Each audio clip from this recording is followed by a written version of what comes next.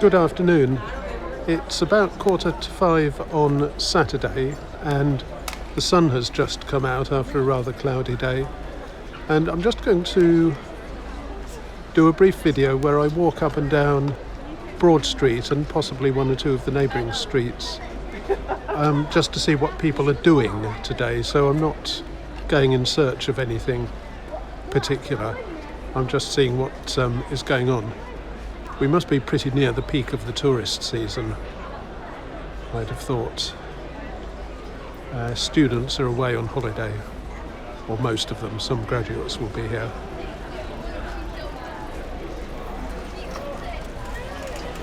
And the first thing I notice, I've mentioned Boswell's department store several times, and that's been converted into a hotel. And the bar cafe part is now open, calling it, I think actually the hotel calls itself the store, and it's selling its drinks and stuff outside now, Pavement Cafe.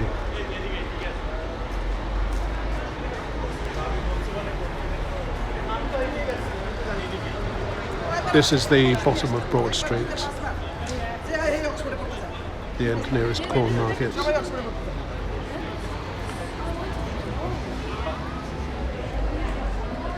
Last Sunday I did a video on the knitted or crocheted oxen on a pillar box in Summertown, and they turned out to be part of a Sobel House Hospice charity trail where you have to collect the locations of a number of oxen around the city, and this is one of them. I've just spotted it in passing.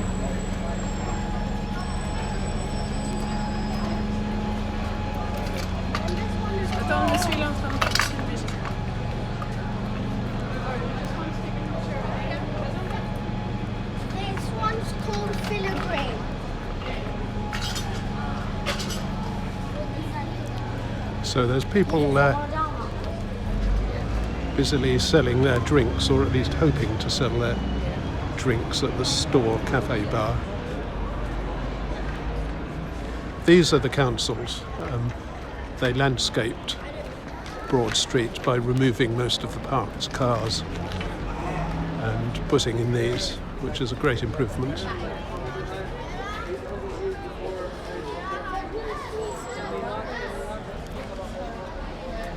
There are an awful lot of tourist shops now selling sweatshirts and such things.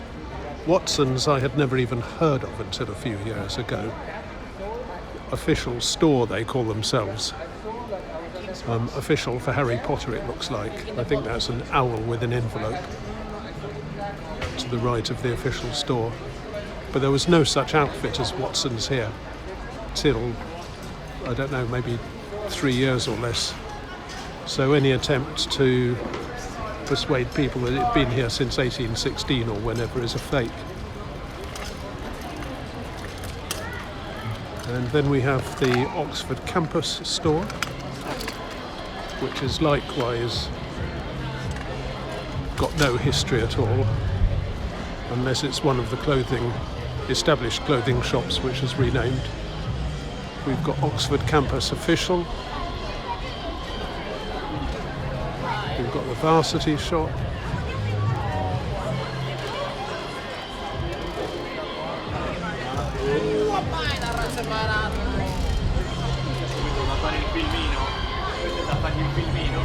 Oh, there's some sort of procession. What's that?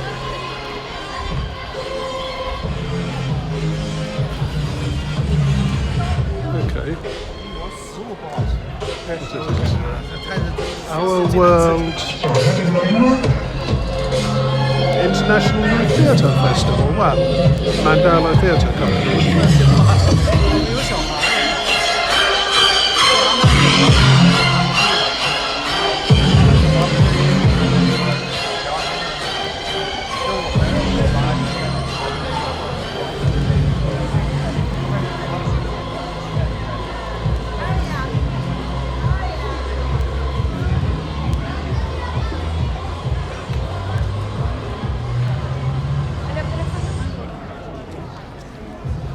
Well, like the interfaith friendship walk that I happened to bump into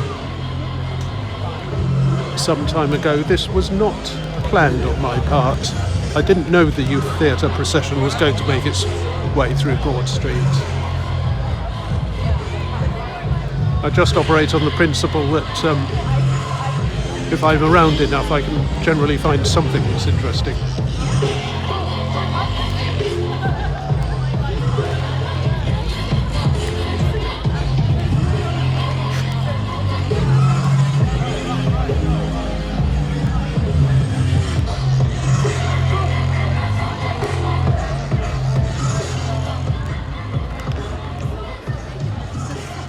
Jellyfish, I think.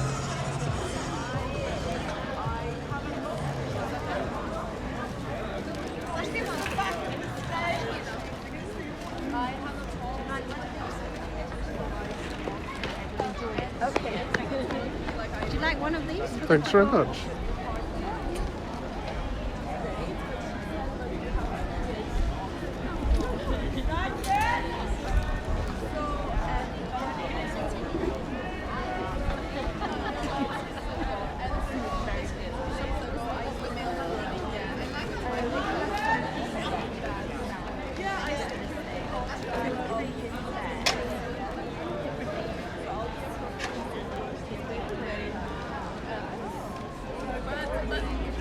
You can freeze the video to watch, to read this, of course.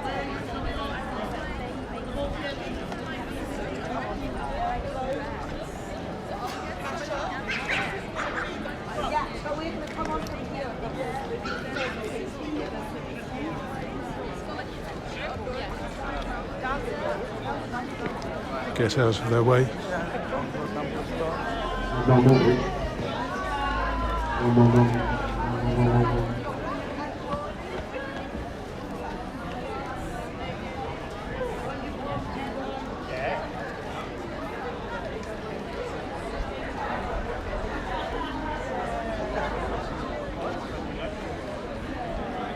I'm not sure what they're doing, but it does look as though they're setting up for something.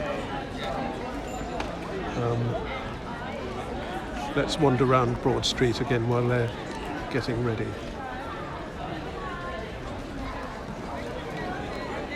So there are more open-air cafes. Cafe Creme, this is.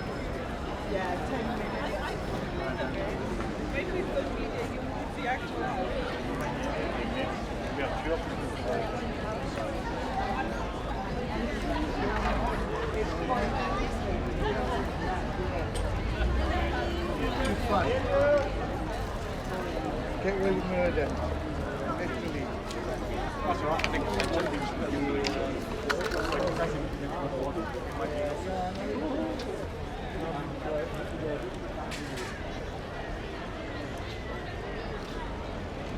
there's a gap here for traffic manoeuvring, but a few more planters on the other side. And then we have the Sheldonian, the Clarendon building and the rest.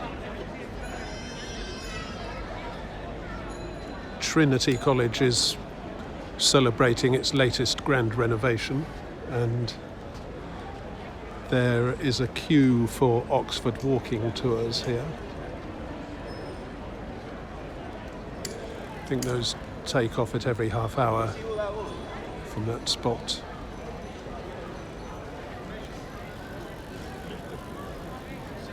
That red bus by the Sheldonian is a open top tourist bus. yes, thank you. Because they were nice to me, and I said to him,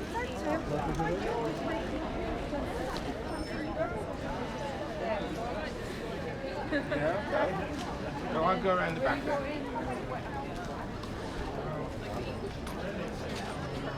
The colleges are like stately homes. They always have the most meticulously maintained creeper.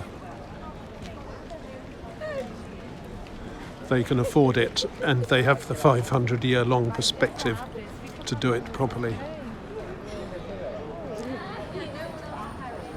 There's a story that when Magdalen College was built, oak trees, or acorns I suppose I should say, were planted at the same time. The idea being that in about 500 years, when the oak tree had matured, the roof beams of buildings would have started needing renovation, so the acorns and oak trees were a long-term plan.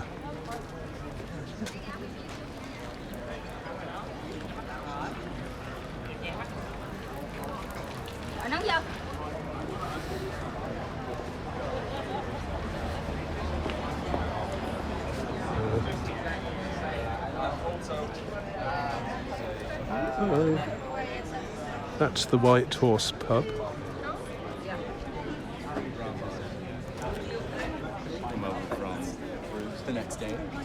And although to say something is between something else is normally bad grammar, in this case it works, because that's the White Horse, that's Blackwell's, and that's Blackwell's on the other side of the White Horse. So the White Horse is literally between Blackwell's. It's a little cramped, low-ceilinged pub, panelled with wood that you go down steps to get into. And it still has that air of gloom and history. Rather rough-looking place. And as one article rather unkindly said, the clientele have the same feature. I'm sure that's not true.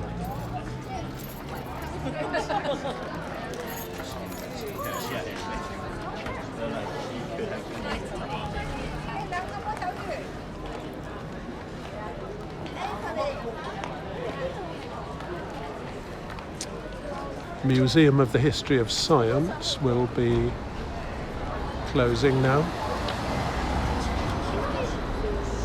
Amongst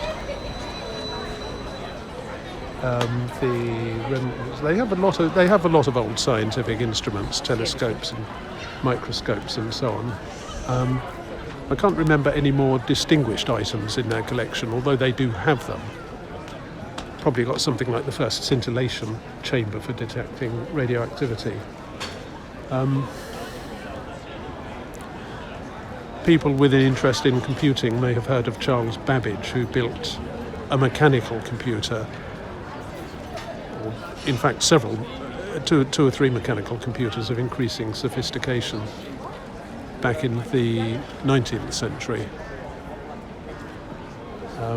Unfortunately, technology, the accuracy of metal work at the time wasn't up to making his designs easy to implement, and sadly nothing much ever came of them. But he's known for the so-called analytical engine and difference engine. There have been reconstructions of parts of these, and I think one of them is housed here.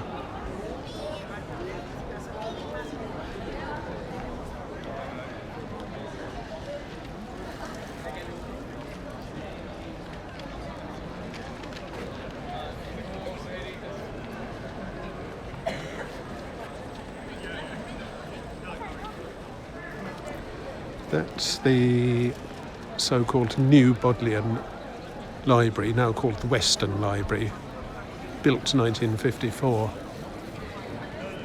and rebuilt sort of 7-ish years ago. Ground floor is now a Benugo cafe and collection of little displays and exhibition rooms.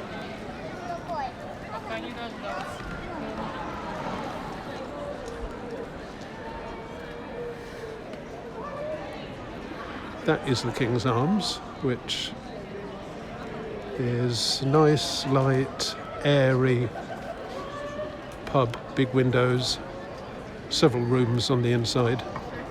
Very nice place to enjoy a sunny afternoon's drink. On a day like this, it's probably emptier and more comfortable inside, just inside the front door. than it is outside. The benches are pretty crowded. In the back, it's got a smaller room, two smaller rooms in fact, which are pretty cramped, and I think one of them has a fireplace. Can't remember whether it's functioning.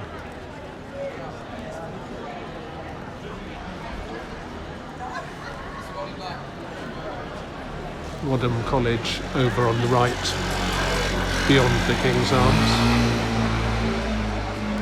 The King's Arms serves food and is a popular place for people to buy fish and chips. I believe for some time, quite a few decades ago now, students of Wadham College were entitled to dine at the King's Arms. Every college provides students with a dinner, or at least they may opt into having a dinner. Normally in the college's dining hall, but here I believe an alternative was for them to take their ticket to the King's Arms and buy a pub meal.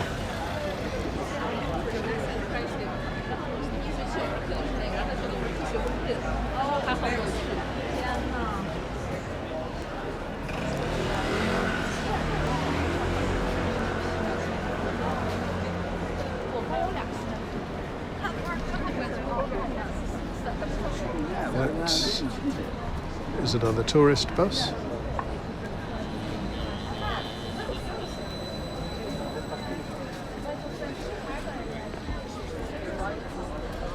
I've actually been on a tourist bus. Well, I've been on several tourist buses. I've been on 2 or 3 just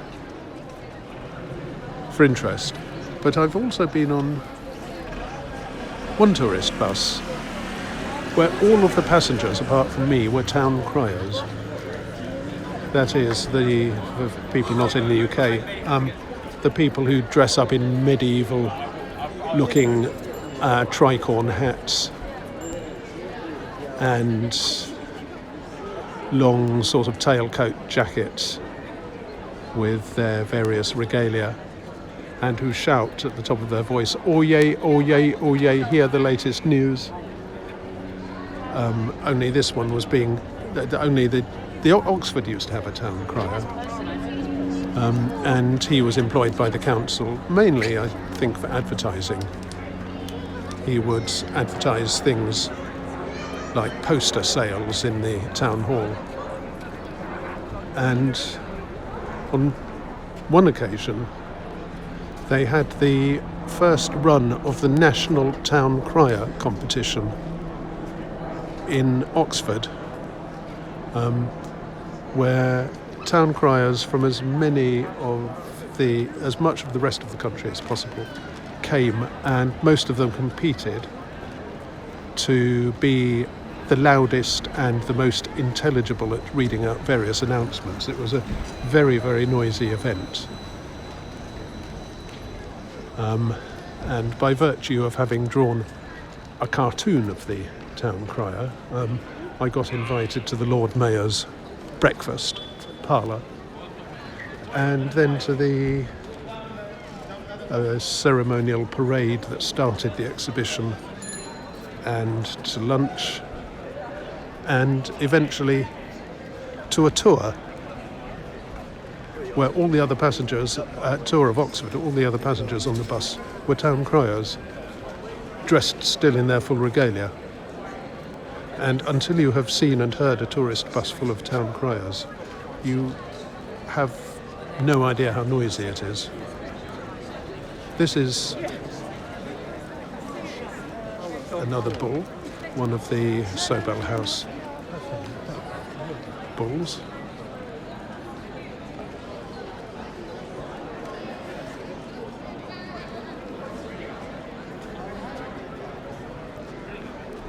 It's not quite the Spanish steps, but you always get people sitting on these steps. It's the entrance to the Bodleian Quadrangle, open during Bodleian hours. What's here? Somebody's selling food, I think. Probably for charity, but you never know. Massacre live.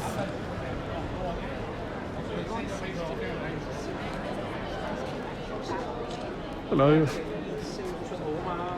Bake sale, medical aid for Bangladesh. I may as well support that.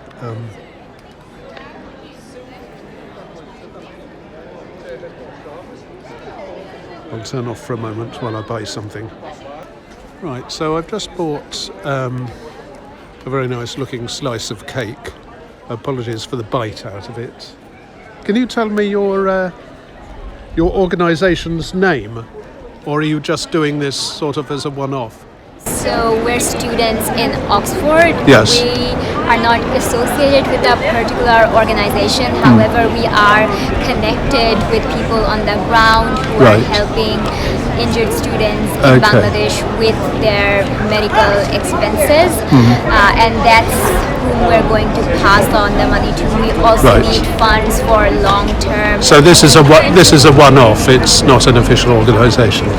No, Got we it. might have fundraisers in the future as well, and if so, those would be circulated hopefully through different informal channels, but also different student societies who might be willing Right. to post it, like the Oxford Bangladesh Society. Right. Although this is not affiliated with the society. Sure. specifically. Okay, thanks very much. And just so people can see this. Thank you so much. Thank you so much.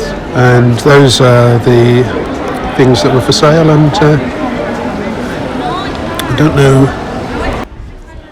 I don't know whether the notice will be legible. Don't forget, as I said with the theatre handouts, that you can always freeze the video and watch anything that is interesting.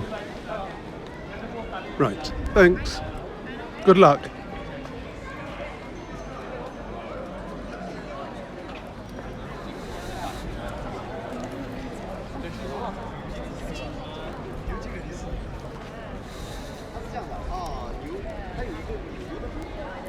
Nice cake.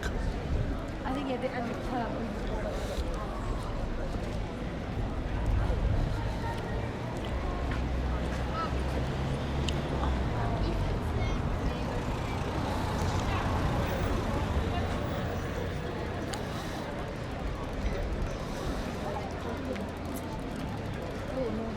Okay, so we have people taking pictures of things, of course.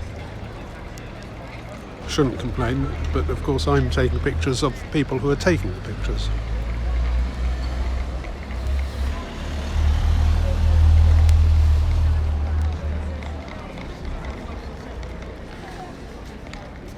Sorry.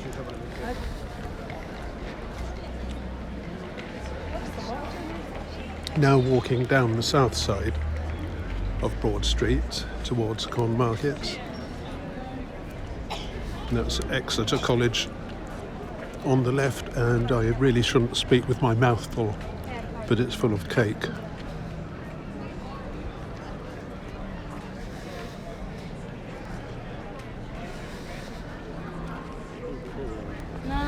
Joy.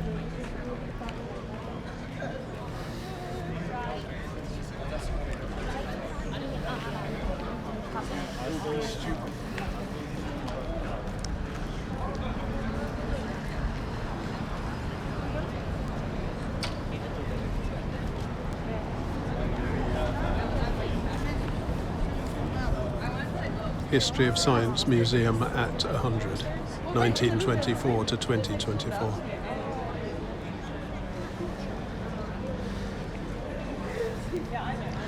One of the sadnesses is that so many of today's constructions will never be immortalised in the same way because they're all computer programs.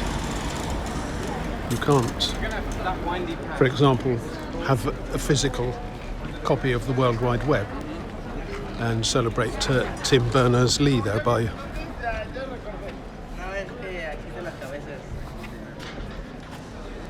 Right, I need to wipe icing off my hand. I'm going to use the moss growing on Exeter College's wall as an impromptu flannel. Seems to be surprisingly robust, actually, moss. Right.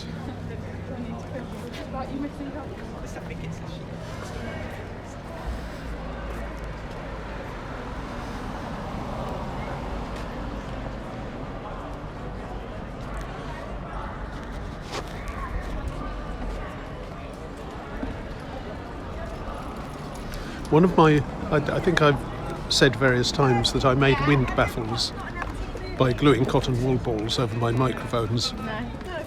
One of them has come unglued, the iPhone's surface being designed to be virtually impervious. So there may be a bit of wind noise today. Now let's see what the theatre are doing now.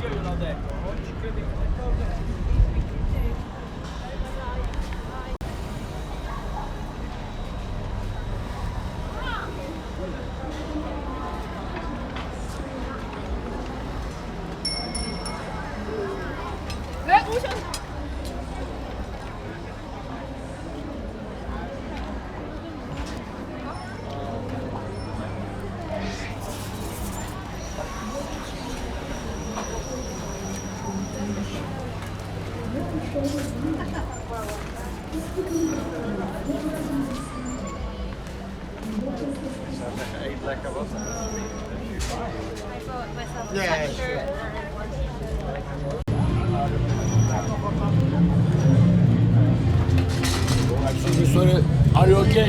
Yes, Are you thanks. sure? Yes.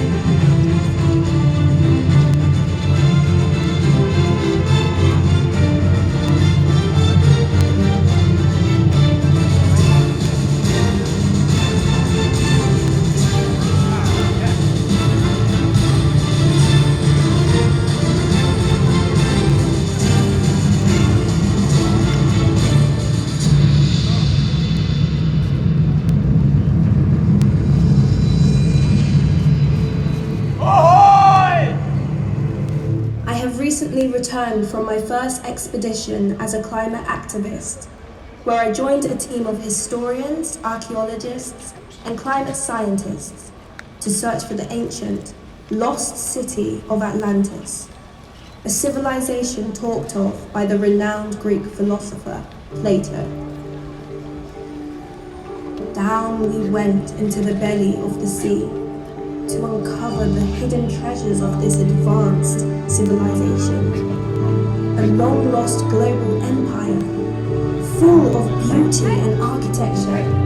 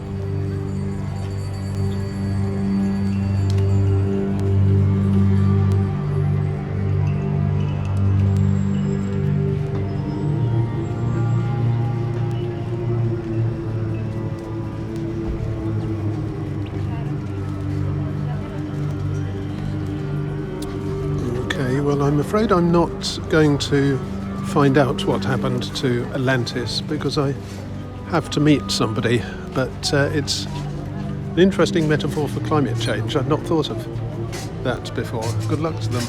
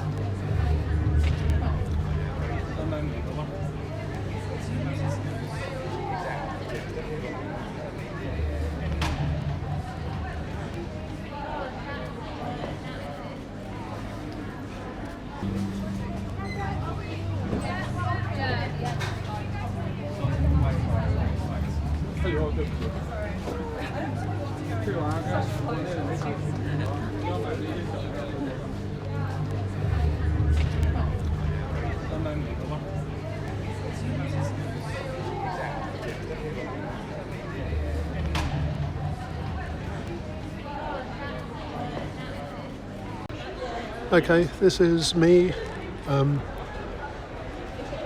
signing off for the night. See you next time.